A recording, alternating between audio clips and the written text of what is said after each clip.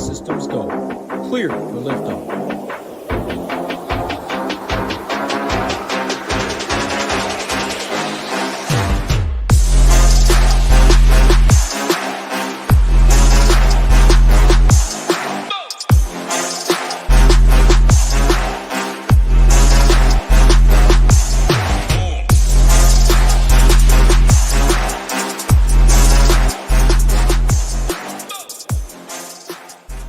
What is going on, SHIPIT Nation YouTube station? We're here to talk about NFL today. Just kidding, April Fools out there. Pretty weak joke, I know. But hey, man, Hamwich coming in at the buzzer out here, dude.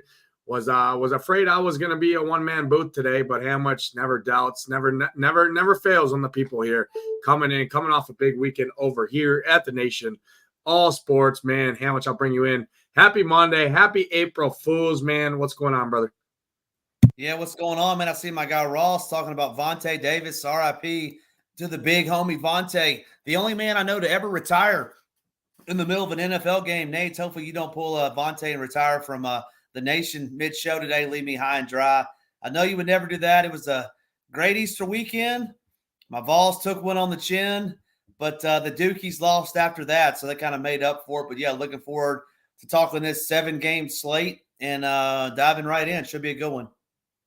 Yeah, should be a good one here. 7 games on DraftKings, 6:10, 7:10 Eastern time window start time. Going back to kind of the standard, we had some early games going on, some games kind of at that 5:40 time zone again, 6:40 Eastern time zone. Those are not on the main slate. We're going to be talking main slate here. If you guys are new, hit that like button, hit that subscribe button. Hopefully everybody out there had a good Easter. Let's say hi to a couple people in chat. We got our guy Richie Smalls in here, smashing the like button. We appreciate that. Richie, our guy Newens, Milwaukee. Let's go. We're going 162-0, Newens. All right. It started this weekend already. We're 3-0. The Brewers over here. We'll see how much Hamwich hates on another Wisconsin sports team while we're on these shows. I mean, he hates the Bucks. He hates all the players on the Bucks. He's probably going to hate the freaking Brewers here. He hates on the Packers. I mean, this guy just can't get it straight. His Vols got slapped around, so that was fun to see there. But what's up, Newens, Ross K, Gator Nation, Lyle, EQ, everybody in here. Hit that like button, hit that subscribe button. And if you're not a member yet, we do have promo code, right? MLB15. Get you 15% off any monthly package or season package you do choose. We did bring the season package back that we have for PGA. Also for MLB. MLB, kind of heart of the summer, it will be the only sport going on. Not a lot of other stuff going on. A lot of people, obviously, it's a long season, 162 games. Plus the postseason. We got you covered all season long here with live shows, content. Use that promo code MLB15. Get you a little 15% off. Whatever package you do choose takes the monthly rate. If you do the all-access pass for all sports, takes it down to about $2 a day. Cheapest all-in rate in the industry. Coverage you do for all sports, as you see, NASCAR, PGA, with the Masters coming up next week. And speaking on PGA, if you're not a member yet, don't really want to pull the trigger. You know the Masters is coming up. Go ahead and use that promo code PGA Free. It gets you a free week of just the PGA-only content for this week's tournament. And you can check us out, right? You can check out what we have to offer for PGA content. Get a taste before the Masters. Hopefully you stick around. Hopefully you sign up for all sports, get access to all of our sports. But if you want to just get in, obviously this is a baseball show, but a lot of us play multiple sports over here. We got you covered at the Nation. Use that promo code PGA Free. Get you a free week of PGA only. Everything we have to offer, including the education course, just in time for the Masters. Obviously, the Masters next weekend. Obviously, one of the best golf tournaments, one of the best, biggest prize pools as well for DFS. I know there's a $100 Millie Maker. There's going to be a $10 Millie Maker, probably a higher stakes Millie Maker as well. So check us out. We'll have you covered there. If not, just hit that like button, hit that subscribe button. It helps us out a ton. We're going to talk pitching first. Then we're going to talk kind of game by game, talk through some of our favorite hitters from the games. Hamwich, I'm going to throw it over to you to start. We're going to go 7,800 and above on DraftKings pricing. That's Sean Manaea, Gibson, Hancock, Reese Olson, Tanner Houck, James Paxton, and then all the way up at the top, Tristan McKenzie. From an ownership standpoint, really want you to talk on McKenzie and Sean Manaea, both going to be 40+% owned probably, and not far behind Tanner Houck. pretty gross pitching slate overall when you got these guys that all definitely have flaws in their game at 40+% owned. Just the nature of the beast, just the nature of the slate. Obviously, that bodes well for bats once we talk about hitting. But break down this top tier pitching in terms of DraftKings pricing. Really hit on Manaea, Hawk, and McKenzie, as those three are going to soak up pretty much majority of the ownership, 120+% ownership on this slate. Where are you going, man? Yeah, you alluded to it, man. There's no real aces on this slate, so you got to try to find that Brady Singer of yesterday. Brady Singer was obviously needed to be on the winner, so yeah, I mean, no household names, but for me, my favorite pitcher of the slate is going to be Tanner Hawk. You said it. I mean, we got him third highest owned today, ownership wise. I like him going up against this A's team. Very bad A's offensive team. They were last year. They are this year as well. He's also in a very good ballpark. That Oakland Coliseum generally plays better to pitchers. The weather there tonight should favor him as well. He would be my SP1 on this slate. I mean, when you talk about pitchers, the highest priced pitcher at only 9,000, we're used to seeing, 10K plus. So, when they're all below 9,000, it's a weak slate. So give me Tanner Hawk. He's going to be my SP1, $8,400. Love the matchup. Love the ballpark. Think he can do work in that. Number 2 for me, I'm going to go a little bit different, I think, than maybe most. It's going to be Reese Olson for me, taking on this Mets team. Kind of go against the grain. I know Manaea is going to be a good pitcher. We'll talk about him next. But for me, I like Reese Olson at $8,200. Also think he's a great pivot off of Tanner Hawk. I think Reese can control this Mets team. This Mets team's 0-3, as you alluded to. You and Newens alluded to. They got swept by the Brew Crew all weekend long. I think Reese continues his domination. I think Reese is going to have a very good year this year as well. So I would like him number 2.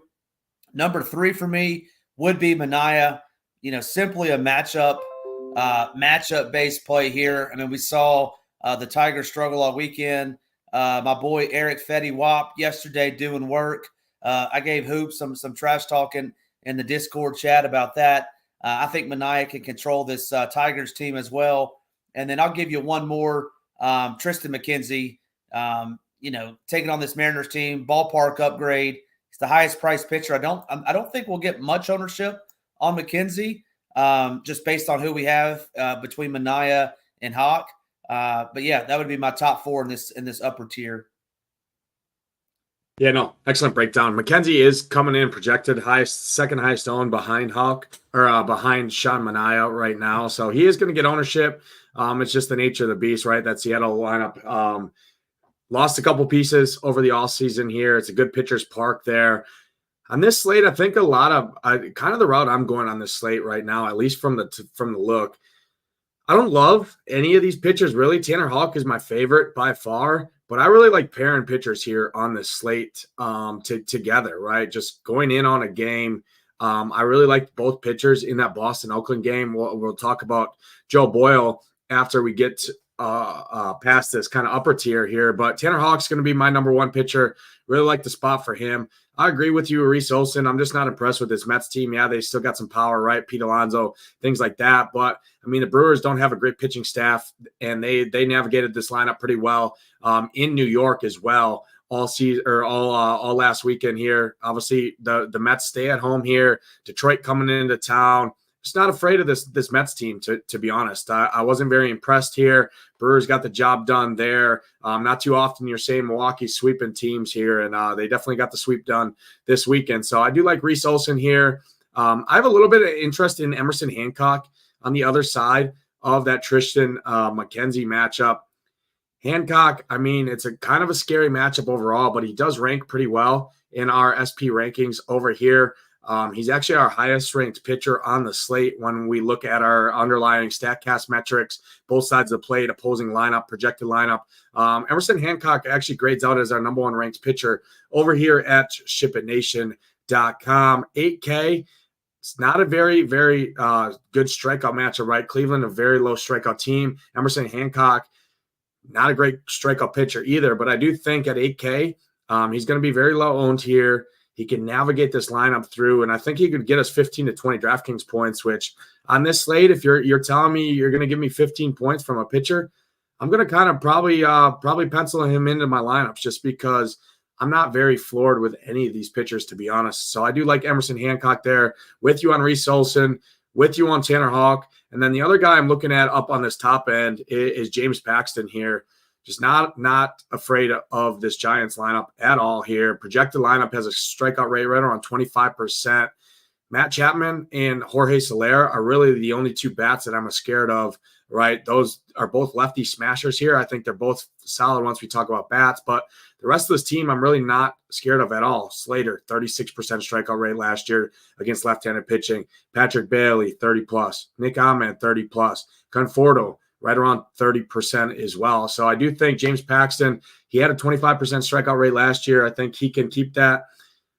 If he returns back to the old Paxton that we saw before the injuries, when he was with Boston and his strikeout, I mean, he had a 34% strikeout rate before those injuries. If he can return back to even a 25, 26% strikeout rate pitcher here, I think he's got some ceiling here. It is a worry. Dodgers don't love to run their pitchers out there a long time. He should have run support. Dodgers, my favorite stack of the night. So I'm ranking this top tier. Tanner Houck, number 1 for me. I'm going to go James Paxton, number 2, Reese Olson, 3, and then Emerson Hancock, number 4. Sean Manaea, I'm just taking the approach tonight that I'm just going to be underweight on this clear-cut chalk favorite pitchers, or the clear-cut chalk pitcher, and that's Sean Manaea. I get the reasoning for it, but I actually stacked up these Tigers on Saturday over the weekend here. They did well for me. And I'm just going to, Sean Manaea average innings pitched last year was right around 3 innings, three and a half innings. I get it. The strikeout stuff is there, but I'm just going to be underweight on the field and just kind of go with these other guys personally is kind of the route I'm going. So a little bit underweight on Manaea here. I won't have any Manaea in my teams, my 2 to 3 teams here tonight. Let's talk about the rest of the pitchers on the slate, 7,800 and below. Want to throw out a couple names. Joe Boyle, number 1 for you. I want to throw him out. And then you got Ronel Blanco as well, who I think picks up a decent amount of ownership here on the slate, all the way down at the bottom at 6,500. Going up against this Toronto team, really like the offense in that game, but talk about him. 6,500. There is bats to spend up on this game, on this slate, right? Padres are on here. Obviously, you got the Dodgers, you got the Yankees coming off a sweep over the weekend. You got the Houston bats, right, that are expensive. So talk about this cheap tier. Hit on Joe Boyle, hit on Blanco, and then anyone else you have interest in. Yeah, you hit it. Joe Boyle would kind of be my favorite guy to pick on. I talked about the ballpark earlier, how I really like this ballpark. And this Red Sox team is just not impressive, striking out almost 28% versus right-handed pitching last year. A lot of those same cast of characters are back. And so give me some Joe Boyle. This pitching slate is gross. I don't know if we need to go all the way to the bottom just based on the fact that the highest priced pitcher is $7K. But if you were going to go down there, it would be Joe Boyle. For me, I don't mind him. And then the other one is the fireballer, Ronel Blanco. He's got a lot of speed on those pitches. I'm not going to personally get there. $6,500. Not against this Blue Jays lineup. I actually like this Blue Jays lineup a lot. I know you do too, as some leverage off some of these other teams. But yeah, anything below 7,800, it's going to be Joe Boyle for me. Then I'm going to pass on the rest of these guys down here. Yeah, I'm with you. Joe Boyle, like I said, I like pairing pitchers together. Tanner Houck's my favorite pitcher. Probably my second favorite pitcher lineup construction-wise is going to be Joe Boyle. I like pairing the pitchers. I like that ballpark for pitching. The weather's good for pitching there. Not afraid of this Boston lineup. Obviously, they do have some bats in there, right? Rafael Devers and Casas. But outside of that, really, this lineup got worse over the offseason here. High strikeouts. Projected lineup has a strikeout rate of right around 28%. Athletics on the other side, 26%. So I just think see pitchers do it here. I like pairing them both together. So outside of Boyle, I'm not going to mess with the Blancos. I like the Toronto offense here. Not going to mess with any of the Francises or any of these other guys. So for me, it's pretty much 5 pitchers for me. It's Joe Boyle. It's Emerson Hancock, Reese Olson, and Tanner Houck, James Paxton is kind of where I'm looking. Go ahead and rank your 5 pitchers here before we go game by game and talk about stacks, talk about hitters. Yeah, number 1 for me, Tanner Houck. Like him a lot. You kind of sold me on Emerson Hancock, and plus we have him at the top of our list, and that Cleveland lineup's not going to scare me. So I would say Hancock, number 2. I'm going Reese Olson, 3. I'm going to go Tristan McKenzie, 4. And I'm going to go Joe Boyle, 5. Just kind of a lower-owned guy, $7,500 on DK, kind of my top 5. Yeah, no, excellent breakdown here. Let's jump over to game by game. We got 7 games to talk about. First game we have is the Tigers and the Mets. Tigers implied for 3.6 runs. Mets on the other side implied for 4.1 here. Talk about this one. I mean, we had interest in Reese Olson here. Sean Manaea is going to be chalkiest pitcher on the slate. Do you have any of these Tigers as leverage bats? Spencer Torkelson, our guy G. Risen, boy. Our guy Jake Rogers. I love me a little Jake Rogers there against the lefty. Any of these Tigers for leverage? And then I don't think you're going to be getting to any of these Mets, but talk about them. I mean, DJ Stewart, Pete Alonso, Brendan Nemo all hit righties pretty decent, at least last season. Where are you going in this one? Detroit, New York. Yeah, let's start for the Tigers. And yeah, you said it. I mean, Torkelson can beat up lefties pretty good. G. Rosen will be doing cartwheels if Torkelson goes yard. He knows those cards will be getting some play. So I like Torkelson as a one-off. We currently haven't projected batting in the 2-hole. I don't mind that, especially getting 27 outs out of those Tigers. It'd be Torkelson for me. And then on the other side, 2 names I want to toss out. Obviously, Pete Alonso. I think Pete Alonso versus anybody is always a good play as a one-off. And then one other play I like tonight, if he's in the lineup, Francisco Alvarez, especially on DK, catch position, $3,200. He hits Reese Olson's main pitch, was a sinker pretty well from the right-handed side. So give me some Francisco Alvarez as a one-off is there, especially if Francisco's batting, 4 or 5. I really like him. We haven't currently projected as the 7-hitter, but if Francisco's up there, I really like him as a one-off tonight. Yeah, and excellent. I haven't seen it.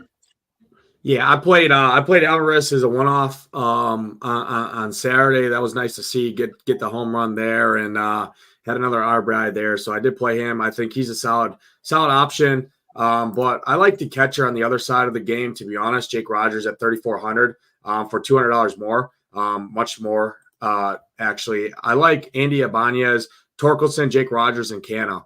Those 4 hitters for Detroit. Double leverage off of Sean Manaea.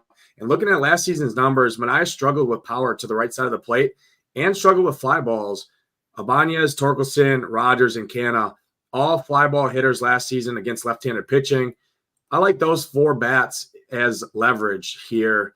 Don't think you need to stack them, a full stack, but a mini stack. Grab 2 of those 4.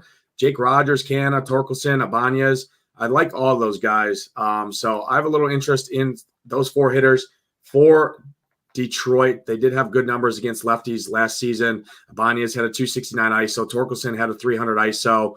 Cano had a 200 ISO. And Jake Rogers had a 327 ISO against left-handed pitching last year. And that's all 100-plus plate appearances each. So I like the sample size there. Guaranteed 19 at bats. Double leverage off of Manaea, chalkiest pitcher on the slate. I don't hate those guys. On the Mets side, Pete Alonso is always fine as a one-off for me. Brandon Nemo, I think, is fine. DJ Stewart is a value outfielder, but outside of that, don't really want to attack Reese Olson. I'd rather attack Manaea here. Personally, is kind of how I'm looking at it, but still not a great game for bats overall. Let's jump to the next game, which I do think this is probably, when you look at the slate in general, I think both these offenses are very viable. We could see fireworks here. I think this is the highest total on the slate as well. Blue Jays implied to score right around 4.3. Astros right around 5 implied run total here. Francis on the mound, Blanco on the mound. Blanco is only in the starting rotation for Houston due to injuries in that rotation. He had a 12% barrel rate last year, expected ERA over 5. Decent strikeout rate, but on the other side, Francis also had double-digit barrel rate as well. Fly ball hitter, struggle with power to righties. Talk about this game. I think there's fireworks on both sides. I think both offenses make some sense here, but where are you going individually, Toronto, Houston?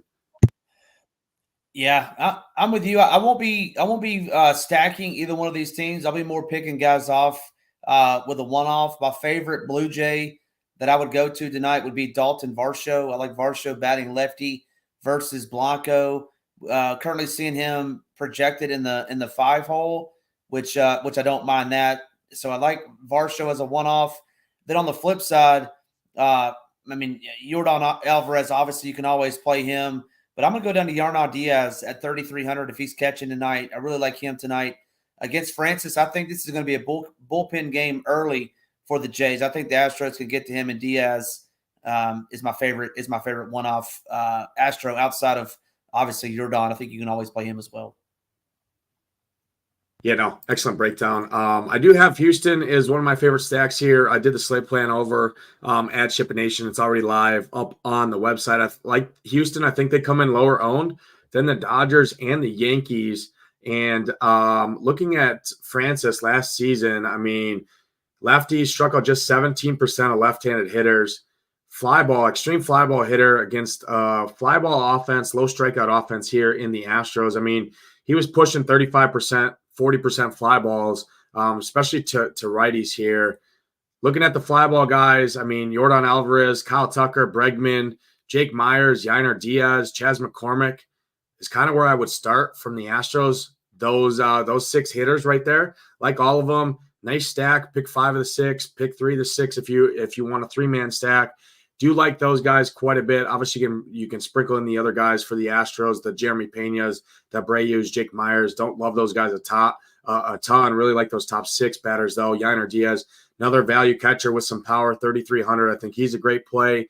Obviously, Yordan, Kyle Tucker, you can play those any slate. Bregman, Chas McCormick. So I do like the Astros. But on the other side, I mean, looking at these Blue Jays, I think this is one of my favorite leverage stacks of the slate. I think if people are punting pitcher, they're going to Blanco because they like the Astros bats. He should get run support. But looking at last season numbers, I mean, he struggled with power to both sides of the plate. He wasn't a ground ball pitcher at all. He had 35% fly ball rate to both sides of the plate. And looking at some of these Blue Jays hitters, I mean, Justin Turner, if he's in there, Dalton Varsho, really like him. Biggio. I mean, I like a lot of these Blue Jays bats. Guaranteed ninth inning at bats is always good. Springer, Justin Turner, Dalton Varsho, Kirk down there. Biggio as a $3,000 second baseman, weak position to fill that as a value bat. So I do like these Blue Jays as a contrarian spot. My favorite bat definitely would be probably Vlad. Vlad there at 5,500 first base. Little pivot off of the Freddie Freemans, the Otanis of the world there. Dalton Varsho at 3,600, one of my favorite value plays on the entire slate. So like both sides here. Stick to the fly ball guys. I think we see fireworks here in Houston. Don't have interest in either one of these pitchers, but do have interest in both sides of the plate for hitters. Let's jump into the next game here. Cleveland and Seattle. Hancock on the mound, Tristan McKenzie. I think we see a pitcher's duel in this one. Don't love really anyone here. Obviously, you can always play a Jose Ramirez, a Josh Naylor, one-offs from the Guardians with Hancock's struggles sometimes, low strikeout guy.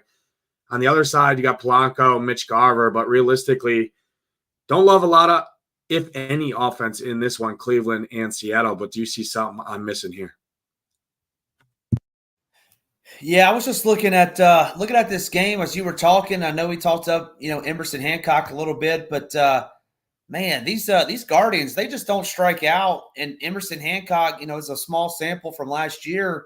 He just wasn't striking out major league hitters last year. They brought him up late last year. I remember his first start.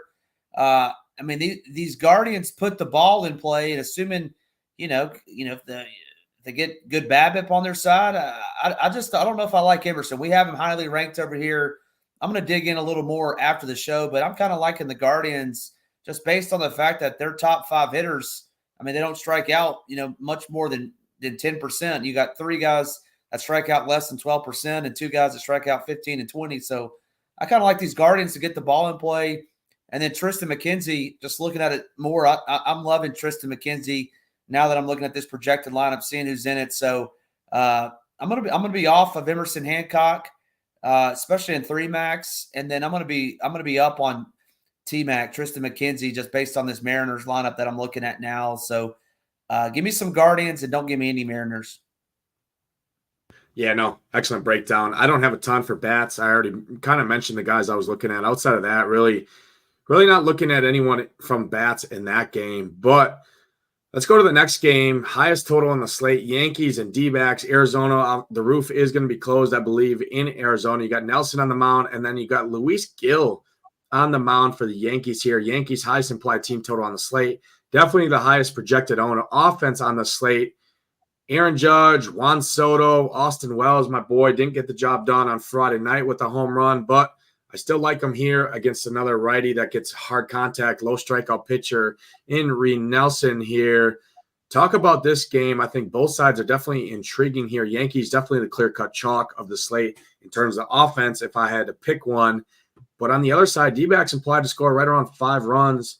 They're at home. They have power and speed littered throughout this lineup here. Christian Walker, Jack Pedersen, Eugenio Suarez, right? Corbin Carroll. Talk about this one. I think this is definitely an interesting game and can definitely contest, I think, with that Toronto-Houston game in terms of a game stack with some fireworks here. Yeah, I would agree with you. One thing I would say about this Yankees team is do not play Alex Verdugo. Every show I'm on, I will say that he is not a major league caliber player anymore. No Alex Verdugo for me, but the rest of that lineup, I think is pretty dangerous. Obviously, you got the big 3 or 4, however you want to slice it: Soto, Judge, Rizzo, Stanton. I do think Stanton is on the decline in his career, but I still think he's viable tonight. Anthony Volpe, he got scratched. He was a late scratch yesterday, so make sure you see what he's doing. But if someone like John Birdie is in over Volpe, I think that weakens the lineup a little bit. So if that's the case, I would really only want to go 1 through 5. Torres all the way through Stanton. They will be popular. So it's just, you got to get unique. You like Austin Wells. I'm not a big fan of Austin Wells, but I would get unique if you were stacking up these Yankees and some of these chalkier pitchers, the old, maybe 8, 9, 1, 2, 3, reach around, if you will, stack of the Yankees. But for me personally, it's going to be 1 through 5, depending on who's in, who's out. But just make sure you're watching that Volpe news because he did get late scratched yesterday. And then on the other side, I think these D-backs are always in play. They're going to be a fun team all year. Power and speed, as you alluded to. I mean, really 1 through 9, I think these guys can do it. They won't what kind of ownership are you seeing on them, Nades? I don't see a lot of ownership on them, but maybe I'm looking up. Yeah, they're going to be low. They're going to be pretty low owned, especially for their implied team total. Some of the bats are going to get some ownership, but as an overall stack, I don't think they get a lot of ownership, to be honest. I think 4 or 5 teams are going to be higher than them, I think. Yeah, and you said it. I mean, they got almost a 5 implied run total. So going to put up some runs. They got tons of power littered throughout there and steals. Man, hitting a steal is as good as a triple. So, I like these D-backs. I mean, obviously, Corbin Carroll's a great player. Your boy, Jack Pedersen, Christian Walker. You can play pretty much, any of these guys. You could stack them up, a 5-man stack if you wanted to. Yeah, no, excellent breakdown. I'll start with the chalk here. Yankees, the reason they're chalky is guaranteed 9th inning at bats, coming off a big weekend, right? And then looking at Nelson's numbers from last year, I mean, just a 14% strikeout rate to lefties, sub 18% strikeout rate to righties, and fly balls and a lot of power to the right side of the plate. Well, guess what? You got Aaron Judge, one of the best right-handed hitters in all of baseball, right there in the heart of that lineup. Then you got Gleyber Torres, got some power from the right side. Stanton, all or nothing kind of guy, but tons of power there. And then you got the addition of Juan Soto, right? In the middle there. I mean, Austin Wells down at the bottom. Got Oswaldo Cabrera as a third base outfield value option switch hitter there. I mean, I think they're good options. I prefer the Dodgers a little bit more. I prefer Houston a little bit more, I think, just because that's kind of where I'm looking. The roof being closed, clear-cut chalk offense in the Yankees. I'm just going to, early on the season, one of the most volatile sports. You're going to hear me talk about chalk a lot and being underweight on chalk in baseball for sure. Helped me and made me a lot of money last year. Obviously, chalk for a reason, right? Guaranteed 9th inning at bats, highest implied team total on the slate. But at the end of the day, Hall of Famers fail 7 out of 10 times here in baseball. So Yankees, good plays. I like them more as a mini stack. I really like Soto, Judge, and an Austin Wells or a Cabrera 3-man stack, kind of wrap around. Throwing a Gleyber there as well. It is expensive. I get it, right? Soto 6,400, Judge is 6,200, but Aaron Judge, I don't really like Judge or Soto as a one-off personally, just due to their ownership. I do think they're pretty chalky. I don't usually like grabbing a chalky one-off, especially on kind of the chalk stack. It's just not how I like to build teams, because if he does hit a home run, you're behind all of those Yankee stacks anyways, which is kind of what you're looking for when you do pick a one-off. So I prefer it more as a mini stack. On the D-back side, though, I do think the D-backs are a pretty good play here. Didn't write them up. They didn't make my slate plan over here at SHIPIT Nation, but I do think they're still a good offense. I mean, we're going to be playing these guys. I think you can stack these guys pretty much every game this season. I mean, outside of a couple matchups, maybe from a pitcher standpoint, but power speed throughout this lineup here. Luis Gil does have some strikeouts. He struggles with control a little bit, and Arizona is a pretty patient offense here. Yankees got a good bullpen, so that does hurt a little bit here. But Lourdes Gurriel, talk about it in the chat. He's on fire right now. Christian Walker, Jock Jams, obviously Corbin Carroll, power speed there. He's expensive. You got cheap guys down at the back. Jake McCarthy, right? Perdomo. So I think they're a solid offense. I prefer them more as a mini stack again. So kind of pretty much two mini stacks here is where I'm looking at. But I do think both offenses are definitely in play for me. Jump to the next game here. Cardinals and Padres. Waldron on the mound. Kyle Gibson on the mound for the Cardinals. Cardinals implied to score right around 4.5 runs. On the flip side, Padres right around pretty similar as well here. I have a little bit of interest in these Cardinals against Waldron and his low strikeouts, high barrel rate pitcher here. Talk about these Padres. Talk about the Cardinals. Where are you looking at for offense in this one? It should be a good series. I mean, Cardinals, get to take a deep breath, get to leave LA. I think they went 1-2, so they get swept. So that's not too shabby. But man, this Padres lineup, they struggled. Their pitching struggled all weekend. Musgrove, Cease, I was on both of them all weekend, and they just got lit up, I feel like. But this Padres lineup doesn't get much easier than the Dodgers. There's a lot of big bats in there, a lot of big names. No Kyle Gibson for me. Low strikeout guy. I think the Padres can get to him. I don't mind stacking the Padres. It would be the usual suspects: Tatis, Machado, my two favorite ones, and then Don Kim, if you will, has that power, has that stolen base upside, which we love and covet so much. Would kind of be where I start with those guys. And on the other side, you alluded to it, Matt Waldron, super low strikeout rate, sub 20%, and you got some huge bats over there. Goldie, Nolan Gorman, Arenado, Contreras. I mean, I think, just looking at their projected lineup, 1 through 7, I'd be okay with playing. We have some guy named Victor Scott and Mason Wynn in 8, 9. No, thank you there. It'd be 1 through 7 for me on the Cardinals. Don't mind that at all. Just need to wait and see what that confirmed lineup is to kind of see where I'd want to go. Yeah, no, great breakdown here. I'll start with the Cardinals bats here. Looking at Waldron's season numbers last season, right? 18%, 17.9% strikeout rate. ISO numbers north of 230 here, which is obviously where the power comes from. Fly ball rates approaching 30% as well. Give me some of these fly ball guys from the Cardinals. Nolan Gorman leads the pack there, followed by Goldschmidt and then Arenado. Little 2, 3, 4 stack there. I think those three are great plays there. That's a great mini stack there. Should be pretty low owned as well. You can throw some other guys in there if you need them, but really Goldschmidt, Gorman, Arenado, Contreras I think is fine, and then Brendan Donovan. I'd probably stick to the top 5. Jordan Walker is a power bat there, young kid, 4,100 in the outfield spot. I don't think he's the craziest play. So like some of these Cardinals bats. On the other side, these Padres, I'm not going to get to these Padres tonight. Obviously, you can always play a Tatis, I think, here, or a Machado. But outside of that, I'm not going to really attack Kyle Gibson here. Don't want to play Kyle Gibson tonight from a pitcher standpoint just because he lacks the strikeouts here against a very low strikeout team in San Diego. I think the lowest on the slate, this projected lineup, is just a 16% strikeout rate last season against right-handed pitching. So while I'm out on Kyle Gibson, I'm also out kind of on these Padres offense as well. Do like these Cardinals. They're one of my stacks that I did right up over here in the slate plan. Would stick to the top 5 personally. If you want to jump down, you can obviously throw in a Walker or some of those value guys. But I do think the Cardinals are a pretty decent stack overall here tonight that won't garner too much ownership as well.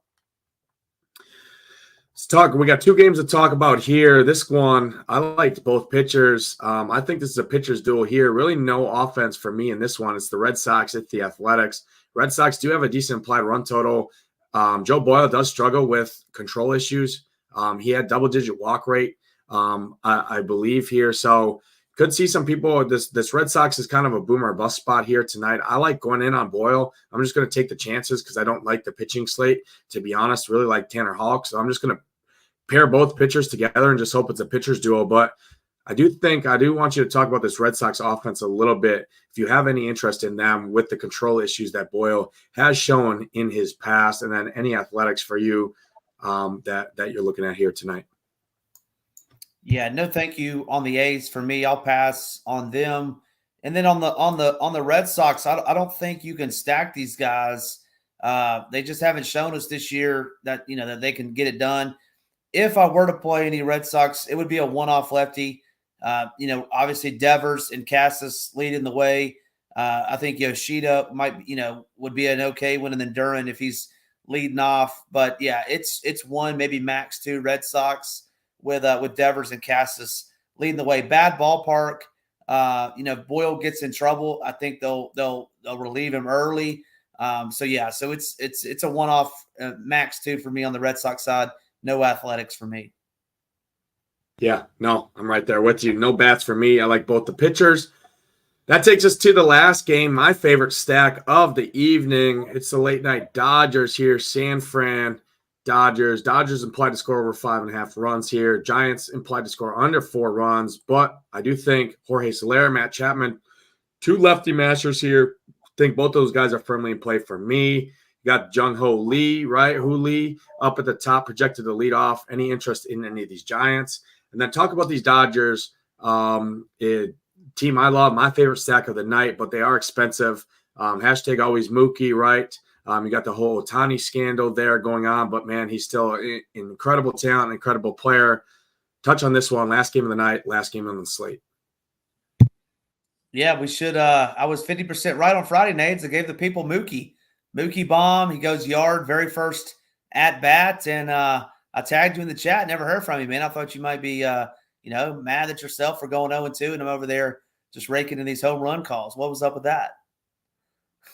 Yeah, I mean, crazy hot take, right? I'm giving these low-owned value one-off power guys that you can fill out your teams, and then you grab one of the most expensive players on the entire slate in Mookie Betts. So really, really hot take there. I mean, absolutely groundbreaking news to pick Mookie Betts. But bravo to you. Getting the Mookie Betts home run, he still has to go out there and hit the home run. So good job for you. But where are you going tonight? Are you going back to Mookie? What you doing here?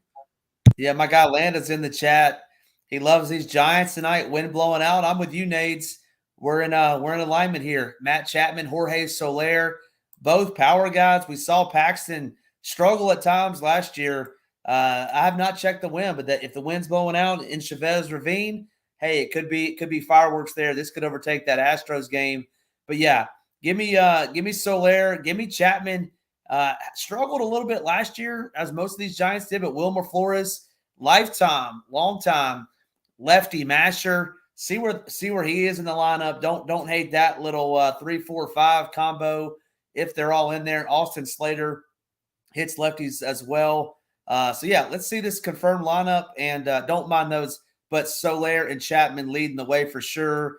And then on the flip side, we could talk about this all the time, but 1 through 5 for me, that's kind of going to be where I stay as it relates to this Dodgers team. I just don't trust, the Hernandezes, the Outmans, the Haywards, the Luxes.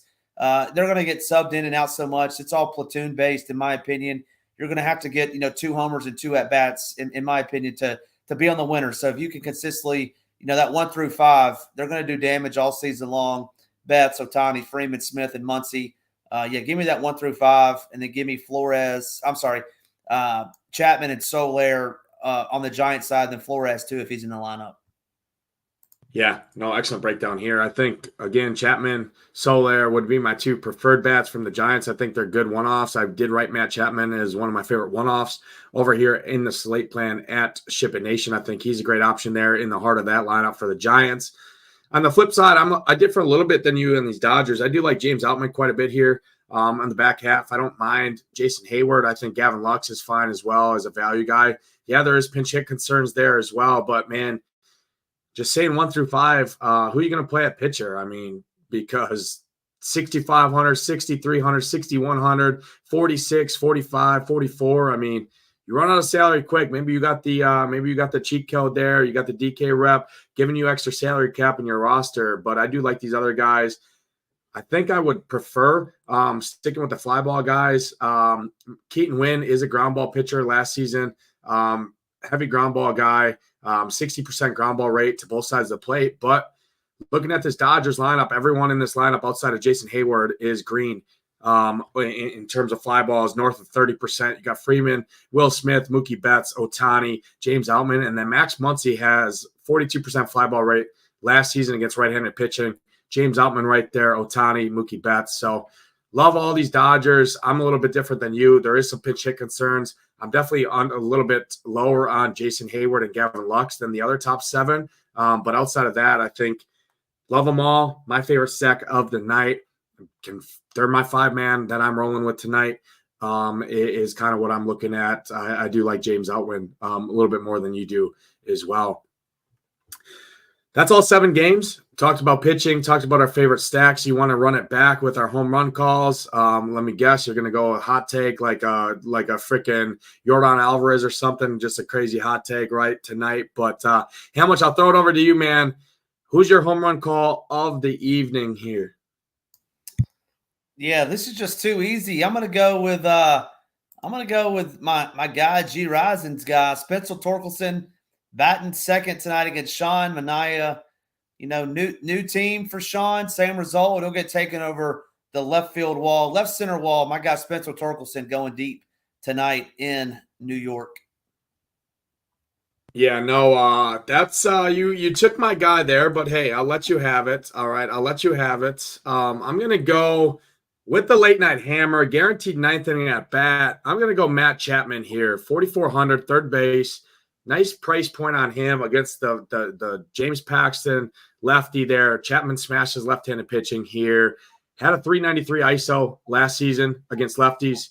He's our top 10. He's ranked in our top 10 over here at SHIPIT Nation in our hitting rankings. Price matchup, everything checks out. I like Matt Chapman here. Projected to hit in the 5 spot tonight to take James Paxton over the wall tonight in Dodger Stadium. That's going to do it. We appreciate everyone watching. If you guys are watching this back on replay, hit that like button, hit that subscribe button if you haven't done so already on your way out. And if you're not a member over here at SHIPITNation.com, use that promo code MLB15, get you 15% off any package you do choose. If you want to just try out our PGA content, again, PGA free, get you a free week just for this week. It ends tomorrow. Get the weekend overall for PGA. Check out all our content for free. That's going to do it, though, for this edition of the MLB Witching Hour. For Hamwich, I'm Nadesify. Good luck tonight in your contest. Hope to see those SHIPIT Nation logos at the top. Let's ship it.